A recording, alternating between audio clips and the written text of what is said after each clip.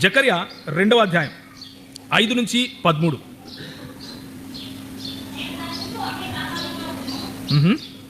చదవండి. నేను దాని చుట్టూ అగ్ని ప్రాకారముగా ఉండును. ఎవరంటున్నారు? జకర్యా అంటున్నారా? దేవుడు అంటున్నాడా? దేవుడే అంటున్నాడా? పక్కానా? మరి జకర్యా అంటున్నాడు, దేవుడు కాదు అనే వాళ్ళు చేతులు ఎత్తండి. అగ్ని ప్రాకారంగా జకర్యా ఉండగలుగుతాడా? స్క్రీన్ మీద ఉండేది చూడండి. కావాలంటే మీరు బైబిల్లో ఒకవేళ జకర్యా గ్రంథం దొరకట్లేదు అనుకుంటే స్క్రీన్ మీద ఉండేది చూడండి. నేను దాని చుట్టూ అగ్ని ప్రాకారముగా ఉండును, నేను దాని మధ్యను చదవమ్మా నివాసినై,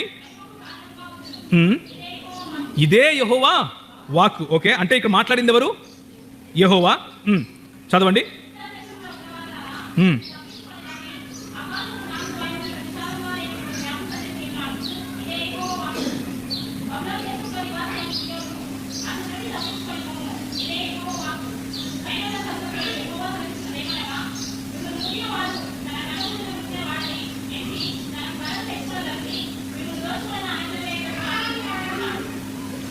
నేను చదవమ్మా, ఇప్పుడు జాగ్రత్తగా చదువు. నేను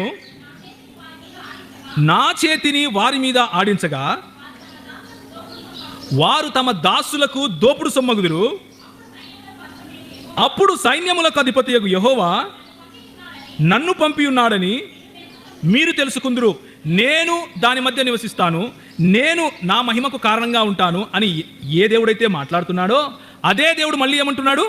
అప్పుడు సైన్యములకు అధిపతియగు యెహోవా నన్ను పంపి ఉన్నాడు అని మీరు నమ్ముతారంటున్నాడు. పంపింది ఎవరు? యెహోవా. వాళ్ళ మధ్యలో నివసించేది ఎవరు? యెహోవా. మరి ఇది ఎట్లా సాధ్యమవుతుంది? ఆయనలో బహు వ్యక్తులు లేకపోతే, ఆయన యందు బహుళత్వం లేకపోతే, ఏకాద్ అన్న పదంలో బహుళత్వం లేకపోతే ఈ వచనాన్ని అర్థం చేసుకోవటం అసంభవం. ఈ వచనాన్ని అర్థం చేసుకోవటం అసంభవం. కాబట్టి ఎవరైనా వచ్చి మీకు కథలు చెబితే చెప్పండి, యెషయా గ్రంథం చూసా చదివావా అని అడగండి. జకర్యా 2 చదివావా అని అడగండి. జకర్యా 2లో మీ మధ్యన ఉంటాను అన్నది యెహోవాయే, ఆ యెహోవా నన్ను పంపించాడు అనేది యెహోవాయే, పంపించేది యెహోవాయే. స్పష్టంగా మనకు అర్థమయ్యేది ఏంటంటే యెహోవా అనే నామములో, ఎలోహిం అనే నామములో బహు వ్యక్తులు ఉన్నారు అన్న విషయం అర్థమవుతుంది. దయచేసి నన్ను తప్పుగా అర్థం చేసుకోకండి.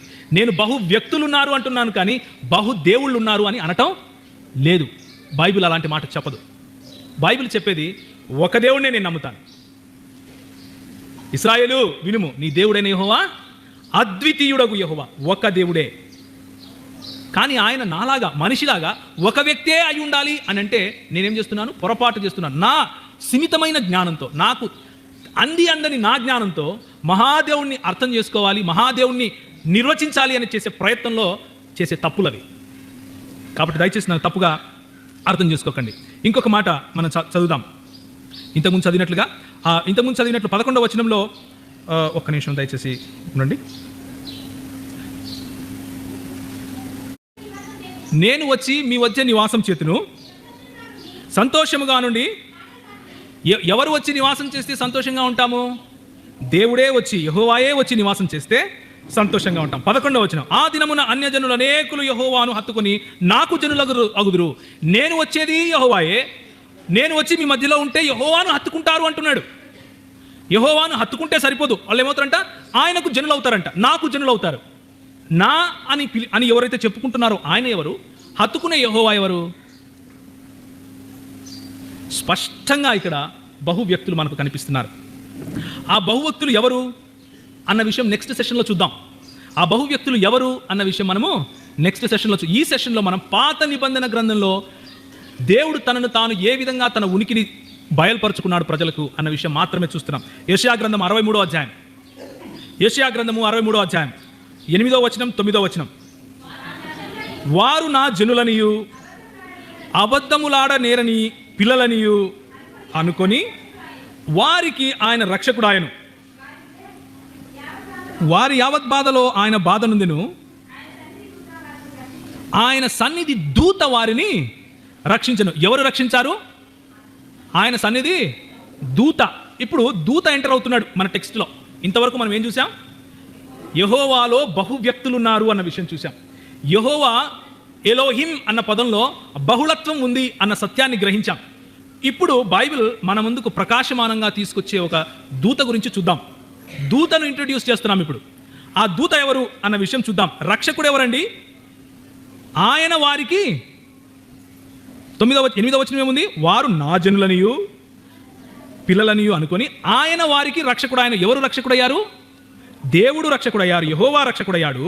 కానీ ఆ తర్వాత ఏమంటున్నాడు 9వ వచనంలో? ఆయన సన్నిధి దూత వారిని రక్షించింది. రక్షకుడేమో యెహోవా, ఆయన సన్నిధి దూత వారిని రక్షిస్తూ ఉంది. ఇంకొంచెం స్పష్టంగా చూడటానికి నిర్గమాకాండానికి వెళ్దాం. నిర్గమాకాండంలో ఇప్పుడు మనం చదవబోయే విషయాలు కొంచెం జటిలంగా ఉంటాయి. కొంచెం అర్థం చేసుకోవడానికి ప్రయత్నిస్తే మనకి ఏదైతే నేపథ్యం నేను ఇచ్చానో, యెహోవా దేవుని యందు బహుళత్వం ఉంది అన్న నేపథ్యం నేను ఏదైతే ఇచ్చానో, ఆ నేపథ్యంలో గనక చదివితే చాలా స్పష్టంగా అరటిపండు ఒలిచినట్లు అర్థమవుతుంది. నిర్గమాకాండము 23వ అధ్యాయం.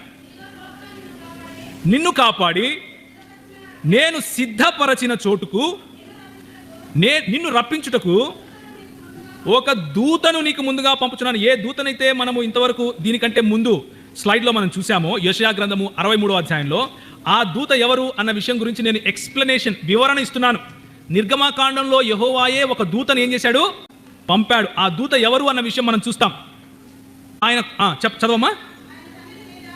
ఆయన సన్నిధిని జాగ్రత్తగా ఉండు. ఎవరు చెప్తున్నారు? దేవుడు చెప్తున్నాడు. ఎవరికి చెప్తున్నాడు? ఇశ్రాయేలు జనాంగానికి చెప్తున్నాడు. నేను మీ ముందు నడవటానికి ఒక దూతను పంపిస్తాను. ఆయన సన్నిధిని ఎలా ఉండాలి? జాగ్రత్తగా ఉండాలి. ఆయన మాట వినాలి. ఆయనకు కోపము రేపొద్దు. మీ అతిక్రమములను ఆయన పరిహరింపడు. ఎవరి నామము? ఎవరి నామం ఉంది? నా నామం అంటే ఎవరి నామము? అలాంటి దూత ఎవరైనా ఉన్నారా మొత్తం బైబిల్లో? 66 పుస్తకాలలో యెహోవా నామం ఉండే దూతను చూపించండి. అడ్డాకల్ క్రైస్తవ సంఘానికి మొత్తం బైబిల్లో యెహోవా నామం ఉండే దూత పేరు చూపించండి అయ్యా. ఉండదు. నా నామము ఆయనకున్నది. అయితే నీవు ఆయన మాటను జాగ్రత్తగా విని నేను చెప్పింది యావత్తు. ఆయన మాట వినాలి. ఆ మాట ఎవరు చెప్తున్నారు? నేను చెప్తున్నాను. అంతేనా? ఆయన మాటను జాగ్రత్తగా విను, నేను చెప్పింది జాగ్రత్తగా చెయ్యి. అంటే నేను చెప్పేది, ఆయన చెప్పేది ఒకటే. అంతేనా? నీ శత్రువులకు శత్రువును, నీ విరోధులకు విరోధునయ్యుందును. న్యాయాధిపతులు 2వ అధ్యాయం 1వ వచనం. ఈ దూత గురించి ఇంకొంచెం స్పష్టత. న్యాయాధిపతులు 2వ అధ్యాయం 1వ వచనం. యెహోవా దూత, ఇక్కడ యెహోవా దూత అని పిలుస్తున్నారు. ఆయన ముందేమంటున్నాడు? నేను మీ ముందు ఎవరిని పంపిస్తాను? దూతను పంపిస్తాను. ఇదిగో త్రోవలో నిన్ను కాపాడి నిన్ను తీసుకొని పోవటానికి ఒక దూతను పంపిస్తాను.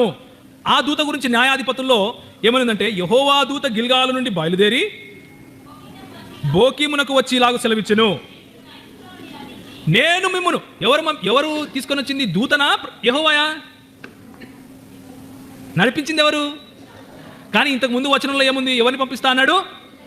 దూతను పంపిస్తా అన్నాడు. యెహోవా దూత వచ్చింది. నేను మిమ్మును ఐగుప్తుల్లో నుండి రప్పించి మీ పితరులకు ప్రమాణం చేసిన దేశమునకు మిమ్మును చేర్చి నీతో చేసిన నిబంధన నిన్నడును మీరను. నిబంధన చేసింది ఎవరు? యెహోవా. నడిపించింది ఎవరు? రక్షించింది ఎవరు? యెహోవా. కానీ ఆ శ్రేయస్ ఎవరికి ఇస్తున్నాడు ప్రభు? ఆ శ్రేయం దూతకిస్తున్నాడు. దూతను పంపించాను మీకోసం ఇది చేయటానికి అంటున్నాడు. ఆదికాండం 48వ అధ్యాయం. ఈ దూత గురించి ఇంకొక వచనం.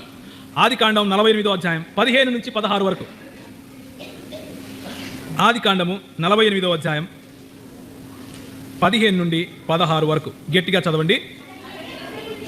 అతడు యోసేపును దీవించి, ఎవరు దీవిస్తున్నారు తెలుసా? యాకోబు దీవిస్తున్నాడు. ఏ యాకోబు? ఏ యాకోబు అయితే దూతతో పెనుగులాడి ఆశీర్వదింపబడ్డాడో ఆ యాకోబు తన అన్నాన్ని నుంచి ప్రాణం కాపాడుకోవాలి అని రాత్రి పరిగెత్తి పెనుగులాడి ఆశీర్వాదం పొందిన యాకోబు చెప్తున్నాడు ఈ మాట. అతడు యోసేపును దీవించి, నా పితరులైన అబ్రహాము ఇస్సాకులు ఎవని ఎదుట నడుచుచుండిరో ఆ దేవుడు నేను పుట్టినది మొదలుకొని ఈ రోజు వరకు ఎవరైతే ఏ దేవుడైతే నన్ను పోషిస్తున్నాడో ఆ దేవుడు అనగా, అంటే కొంచెం ఆగండమ్మా, ఏం చెప్తున్నాడంటే, ఒక దేవుడు నన్ను, నా పితరులను నడిపించాడు. అబ్రహాము ఇస్సాకు యాకోబుల దేవుడుగా పిలువబడే దేవుడు మా ముగ్గురిని అంటే నన్ను, నా ఇద్దరు పితరులని అంటే ఇస్సాకును అబ్రహామును ఏ దేవుడైతే నడిపించాడో ఆ దేవుడు, నేను పుట్టింది మొదలుకొని ఇప్పటి వరకు నన్ను రక్షిస్తున్న నా దేవుడు అనగా, అంటే ఆ దేవుడు ఎవరు అన్న విషయానికి ఆయన ఇప్పుడు ఎక్స్ప్లెనేషన్ ఇస్తున్నాడు, ఆయన వివరణ ఇస్తున్నాడు. చదవండి. అనగా సమస్తమైన కీడులలో నుండి నన్ను తప్పించిన దూత. ఎవరా దేవుడు? సమస్తమైన కీడులలో నుండి నన్ను తప్పించిన దూత. అబ్రహాము, ఇస్సాకు, యాకోబుల దేవుడు, నేను పుట్టింది మొదలుకొని నన్ను నడిపించుచున్న దేవుడు అంటే అన్ని కీడుల్లో నుంచి నన్ను తప్పించే దూత. ఈ దూత ఎవరు? న్యాయాధిపతులు 2:1 ఇశ్రాయేలును విమోచించిన దూత. నిర్గమాకాండం 20వ అధ్యాయం 23వ అధ్యాయం 20 నుంచి 24 వరకు ఇశ్రాయేలును విమోచించడానికి యెహోవా పంపిన దూత. బైబిల్ గ్రంథం పాత నిబంధన గ్రంథంలో మెల్లిమెల్లిగా యెహోవా దూత అనే రెండవ వ్యక్తిని మనకు పరిచయం చేస్తూ ఉంది. ఆ వ్యక్తిని మనం గమనించాలి. ఇక్కడ మనం స్పష్టంగా గమనించాల్సిన విషయాలు ఇక్కడ ఉన్నాయి. నేను చెప్పాలనుకున్న విషయం రాసుకొని మరి తీసుకొని వచ్చాను. స్క్రీన్ మీద మీకు కనిపిస్తూ ఉంటుంది, మీరు నోట్ చేసుకోండి దయచేసి. మీకు ఏదైనా మీ ఇందులో అనుమానం ఉంటే, మీరు ఏదైనా తెలుసుకోవాలి అంటే, నేను చెప్పిన దాంట్లో లేఖనాల్లో నుంచి మీ ముందు నేను ఏదైతే విశదంగా చెప్తున్నానో అందులో మీరు ఏదైనా నన్ను ప్రశ్నించాలి అంటే దయచేసి సెషన్ తర్వాత నాతో మాట్లాడండి. మీతో మాట్లాడటానికి నేను సముఖంగా ఉన్నాను. నిర్గమాకాండంలో మోషేతో దేవుడు ఇశ్రాయేలుకు ముందుగా ఒక దూతను పంపుచున్నాను అని చెప్పి ఆయనతో జాగ్రత్తగా మెలగాలి అని చెప్తాడు. ఆ దూత ఇశ్రాయేలుతో నేను మిమ్మల్ని ఐగుప్తులో నుంచి రప్పించాను అని చెప్తున్నాడు.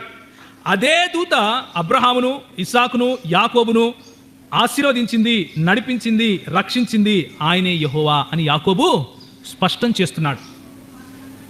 ఇందును బట్టి మనకు అర్థమయ్యే విషయం ఏంటంటే, ఏకాద్ అద్వితీయుడు అని చెప్పుకున్న యెహోవా, ఎలోహిం అని తన్ను తాను బహువచనంతో పలికిన యెహోవాలో ఒకరికంటే ఎక్కువ వ్యక్తులు ఉన్నారు అన్న విషయం మనం అర్థం చేసుకోవాలి. ఆదికాండం 31వ అధ్యాయము 10 నుంచి 13. అమ్మ దయచేసి మీరు మాట్లాడకండి, మధ్యలో మీరు మాట్లాడటం వల్ల మిగిలిన వాళ్ళు డిస్టర్బ్ అవుతున్నారు. ఆదికాండం 31వ అధ్యాయం 10 నుంచి 13.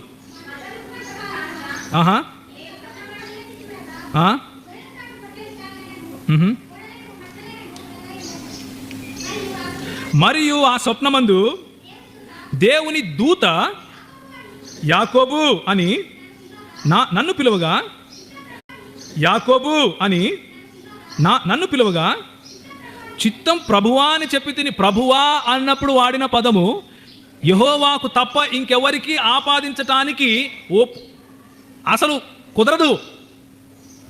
ప్రభువా అన్న పదము పాత నిబంధన గ్రంథంలో దేవుని గురించి మాట్లాడే సమయంలో యెహోవా దేవునికి తప్ప ఇంకెవరికి ఆపాదించడానికి వీలు లేదు. ముఖ్యంగా ఒక యూదుడు ఆపాదించడానికి వీలు లేదు. ఇక్కడ మాట్లాడేది ఎవరు? యాకోబు. చదవండి.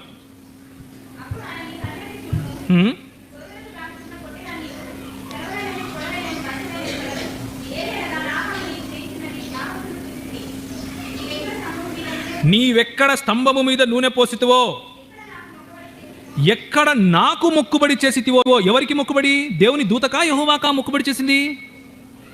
దేవుని దూతకు చేశాడు ఆయన. కానీ ఇక్కడ మాట్లాడేది ఎవరు? దేవుని దూత మాట్లాడుతూ ఉంది. దేవుని దూత మాట్లాడుతూ స్వప్నంలో నాకు మొక్కుబడి చేశావు అంటా ఉన్నాడు. How is it possible? ఇది ఎలా సాధ్యపడుతుంది? ఎక్కడ నాకు మొక్కుబడి చేసితివో ఆ బేతేలు దేవుడను నేనే అని ఎవరు చెప్తున్నారు? స్వప్నమందు కనపడిన దేవుని దూత, యెహోవా దూత. ఈ యెహోవా దూత గురించి ఇంకొంచెం స్పష్టంగా చూద్దాం. ఆదికాండం 18వ అధ్యాయం. ఆదికాండము 18వ. నేను ఇంతకుముందే చెప్పిన విధంగా కొంచెం లేఖనాలు ఎక్కువగా తెరవాల్సి ఉంటుంది, కొంచెం చదవాల్సి ఉంటుంది. దయచేసి కొంచెం ఓపికగా చూడండి. ఇక్కడ ఉన్న సందర్భం ఏంటంటే, అబ్రహాము ఒక మమ్రే చెట్టు కింద కూర్చొని కొంచెం సేద తీరుతున్నాడు. అక్కడికి ఒక ముగ్గురు విజిటర్స్ వస్తారు, అతిథులు. వాళ్ళ గురించిన లేఖన భాగం ఇది. ఆ సందర్భంలో రాయబడిన లేఖన భాగం ఇది. ఆ లేఖన భాగం చదివితే మనకు ఇంకొంచెం స్పష్టత వస్తుంది. ఆదికాండం 18వ అధ్యాయం 1 నుంచి 3. మమ్రే దగ్గరనున్న సింధూర వనములో అబ్రహాము ఎండవేళ కూర్చునిన్నప్పుడు యెహోవా అతనికి కనబడెను. యెహోవా కనిపిస్తాడా ఎవరికైనా అని ప్రశ్నిస్తే దేవుని వాక్యం ఏం చెప్తుంది? యెహోవాను చూచినవాడు నరుడు పాసిబుల్ కాదు. కానీ దేవుని వాక్యం ఏం చెప్తుంది? యెహోవా అతనికి కనబడెను. కనబడింది ఎవరో చూద్దాం. అతడు కన్నులెత్తి చూచినప్పుడు, చదవండి, ముగ్గురు మనుషులు అతని ఎదుట నిలబడి ఉన్నారు. అతడు వాని చూచి వాకిట్ నుండి పరుగెత్తి నేలమట్టుకు వంగి, ప్రభువా, నీ కటాక్షము నా మీదనున్న ఎడల ఇప్పుడు నీ దాసుని దాటిపోవద్దు. ఏ దేవుడైతే, ఏ స్వరాన్నైతే అబ్రహాము విన్నాడో, ఏ స్వరాన్ని అబ్రహాము విని ఊరు ప్రాంతాన్ని విడిచిపెట్టి కనాను వైపుకు బయలుదేరాడో, ఏ స్వరాన్నైతే అబ్రహాము విని తన సంతానాన్ని, తన మొత్తము యావదాస్తిని, లేకపోతే తన ఐడెంటిటీ, తన గుర్తింపును విడిచిపెట్టి బయలుదేరాడో లోతుతో సహా, ఆయన కనుక్కున్నాడు. ఆయన చూసినప్పుడు గుర్తుపట్టాడు. అందుకనే దేవుని వాక్యం ఏమి సెలవిస్తోంది? యెహోవా అతనికి కనబడెను. ముందు వినబడ్డాడు, ఆయన స్వరం వినబడింది, ఆయన పోల్చుకున్నాడు. ఈయనే కదా నన్ను పిలిచింది. అందుకనే పరిగెడుకుంటూ వెళ్ళి సాష్టాంగపడి నేల మట్టుకు వంగి, ప్రభువా, నీ కటాక్షం నా మీద ఉన్న ఎడల నన్ను విడిచిపోవద్దు అని చెప్తున్నాడు. ఇక్కడ ఏ దూత గురించి అయితే మనం మాట్లాడుతున్నామో ఆ దూత ఆయనను సందర్శిస్తుంది. ఆ దూత ఆయనను సందర్శించి ఆయనను ఆశీర్వదించినట్లుగా మనం చూస్తాం. సారాను ఆశీర్వదించి గర్భవతిగా చేసినట్లుగా మనం చూస్తాం. ఇంకా కొంచెం ముందుకెళ్తే ఆదికాండం 35వ అధ్యాయం 1-3. దేవుడు యాకోబుతో, నీవు లేచి బేతేలునకు వెళ్ళి అక్కడ నివసించి, ఎదుటి నుండి నీవు పారిపోయినప్పుడు నీకు కనబడిన దేవునికి, ఆయనకు కనబడింది దేవుడా, దేవుని దూత? ఆయన పోట్లాడింది ఎవరితో? దూతతో. కానీ ఇక్కడ వాక్యం ఏమంటుంది? నీకు కనబడిన దేవునికి. దేవుని వాక్యం స్పష్టంగా యెహోవాను, యెహోవా దూతను ఇద్దరు వేర్వేరు వ్యక్తులుగా చూపిస్తున్నప్పటికీ ఒకటే మాట, దేవుడు ఎలోహిం అని వాళ్ళిద్దరికీ అదే మాటను ఆపాదిస్తూ ఉంది. నాకు ఉత్తరం ఇచ్చి, నేను వెళ్ళిన మార్గమునకు నాకు తోడయుండిన దేవునికి బలిపీఠము అక్కడ కట్టించదనని చెప్పెను. ఇలా చూసుకుంటూ పోతే యెహోవా యొక్క దూత, వాళ్ళు చేసినటువంటి, వాళ్ళిద్దరూ అంటే దేవునిలో ఉన్నటువంటి బహుళత్వం మనకు కనిపిస్తుంది. సమయాన్ని కొంచెం కుదించడానికి నేను ఇంకొంచెం ఎక్స్ప్లెనేషన్ కట్ చేస్తున్నాను. కీర్తనల నుంచి కొన్ని విషయాలు చూద్దాం. ఇప్పటి వరకు మనం ఏం చూసామంటే పంచకాండములు, ప్రవక్తలు, లేకపోతే న్యాయాధిపతులు, రాజులు, వీళ్ళందరి సమయంలో ఆ చరిత్రలో జరిగిన దేవుని యొక్క ఉనికి, ఆయన ఏ విధంగా బయలుపరుచుకున్నాడు అన్న విషయం మనం చూసాం. ఇప్పుడు కీర్తనల నుంచి చూద్దాం. ప్రభువు నా ప్రభువుతో సెలవిచ్చిన వాక్కు. ఇక్కడ ఎంతమంది ప్రభువులు ఉన్నారు? ఎంతమంది ప్రభువులు ఉన్నారండి? ఇద్దరున్నారా? ఒకరా, ఇద్దరా? మరి ప్రభువు నా ప్రభువుతో సెలవిచ్చాడు అంటున్నారు. ఏ ప్రభువుతో సెలవిచ్చాడు? దావీదు గురించి చెప్తుండొచ్చు కదా, ఉండొచ్చు. దావీదు గురించి చెప్తుండొచ్చు. దావీదును ప్రభువు అన్నారేమో వాళ్ళు, అప్పుడు రాజు కదా అని అడగచ్చు. కాకపోతే ఇక్కడ వచ్చే సమస్య ఏంటంటే, ముందు చదివితే అర్థమవుతుంది. చదవండి. ప్రభువు నా ప్రభువుతో సెలవిచ్చిన వాక్కు, నేను నీ శత్రువులను నీ పాదములకు పీఠముగా చేయి వరకు నా కుడి పార్శ్వమున కూర్చున్నాము. దావీదు దేవుని కుడి పార్శ్వాన కూర్చున్నాడా? ఏ రోజైనా దేవుని కుడి పార్శ్వాన పైకి ఎక్కిపోయి కూర్చున్నాడా ఆయన? ఒకవేళ కీర్తనలు దావీదు రాశాడండి, ఇది దావీదు గురించి చెప్తున్నాడు ఈ దేవుడు అని అనొచ్చు, అనే అనుమానం రావచ్చు. చూడండి తర్వాత, యెహోవా నీ పరిపాలనను సియోనులో నుండి సాగజేయుచున్నాడు, నీ శత్రువుల మధ్యను నీవు పరిపాలన చేయము. 5వ వచనం చదవమ్మా. ఓకే, సో దావీదు కుడిపార్శ్వాన దేవుడు కూర్చోలేదు, పరలోకానికి ఎక్కిపోయి దావీదు దేవుడి కుడిపార్శ్వాన కూర్చోలేదు. మరి ఇది ఎవరి గురించి మాట్లాడుతున్నాడు ఇక్కడ అంటే, యూదులకు జబూరు గ్రంథము లేకపోతే దావీదు రాసిన కీర్తనల గ్రంథం చదివినప్పుడు అర్థమైంది ఏంటంటే, వాళ్ళు ఏ మెస్సియా గురించి అయితే ఆలోచిస్తున్నారో, ఏ మెస్సియా అయితే వచ్చి మమ్మల్ని విమోచిస్తాడు అని ఆశపడుతున్నారో, ఏ మెస్సియా గురించి అయితే ఎదురు చూస్తున్నారో, ఆ మెస్సియా గురించి వ్రాసినటువంటి మాటలు ఇవి, ప్రవచనాలు ఇవి అని అర్థం చేసుకున్నారు. కాబట్టి దావీదుకు కనుక వీటిని ఆపాదించాలి అని ప్రయత్నం చేస్తే, దావీదేనాడు పరలోకానికి ఎక్కిపోలేదు, వెళ్ళి ఆయన సింహాసనం పక్కన కూర్చోను లేదు కనుక అది దావీదుకు చెల్లదు. కానీ యేసుక్రీస్తు వారికి మాత్రం తప్పకుండా చెల్లుతుంది. అందుకనే మార్కు సువార్త 12వ అధ్యాయం 35 నుంచి 36లో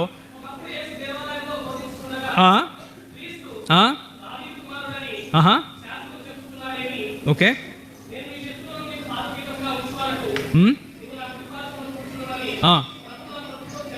ప్రభువు నా ప్రభువుతో చెప్పిన యేసుక్రీస్తు వారు కూడా దాన్ని కోట్ చేస్తూ తన మీదికి ఆపాదించుకుంటాడు.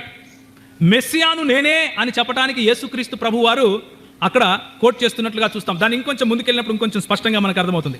కీర్తనలు 45, 6, 7 వచనాల్లో ఎలా ఉంటుందంటే చదవండి. దేవా, నీ సింహాసనము నిరంతరము నిలుచును, నీ రాజదండము న్యాయార్థమైన దండము, నీవు నీతిని ప్రేమించి భక్తిహీనతను ద్వేషించుచున్నావు. కావున దేవుడు నీ దేవుడే చెలికాండ్ర కంటే హెచ్చగునట్లుగా నిన్ను ఆనంద తైలముతో అభిషేకించుచున్నాడు. ఇక్కడ మాట్లాడేది ఎవరి గురించి? దేవా, నీ సింహాసనము నిరంతరం ఉంటుంది అని దేవుని గురించి మాట్లాడుతున్నాం. అవునా? మళ్ళీ ఒకసారి చదవండి అమ్మా. దేవా, నీ సింహాసనము నిరంతరము నిలుచును. ఎవరి గురించి మాట్లాడుతున్నాం? దావీదు గురించా? దావీదు దేవుడా? కాదు. ఇంకెవరైనా ఉన్నారా దేవుడు అనేవాడు? లేరు. దేవుని గురించి చెప్తున్నారు. ఏమని? నీ సింహాసనము నిరంతరము నిలుచును, నీ రాజదండము న్యాయార్థమైన దండము అని. కానీ 7వ వచనంలో ఏముంది? కావున దేవుడు నీ దేవుడే చెలికాండ్ర కంటే హెచ్చగునట్లుగా నిన్ను ఆనంద తైలముతో అభిషేకించి ఉన్నాడు అంటున్నాడు. దేవుని సింహాసనం గురించి దేవుడు మాట్లాడుతున్నాడు ఇక్కడ. అర్థమవుతుందా మీకు? దేవుని సింహాసనం గురించి దేవుడు మాట్లాడుతున్నాడు. ఇదే మాటను హెబ్రీయులకు రాసిన పత్రికలో 1వ అధ్యాయము 8 నుంచి 9 మనందరికీ తెలిసిందే, మనందరికీ తెలిసిన మాట ఇది. ఇదే మాటలు తీసుకొని వచ్చి అక్కడ పెట్టడం జరిగింది. 8 నుంచి 9 వరకు చెప్పండి, చదవండి. చెప్పుచున్నాడు, దూతల గురించి ఆ విధంగా చెప్తున్నాడు. కానీ తన కుమారుని గురించి అయితే, దేవా, నీ సింహాసనము నిరంతరము నిలుచుచున్నది అని చెప్తున్నాడు. దేవుడు దేవుని కుమారుని గురించి చెప్తున్నాడు.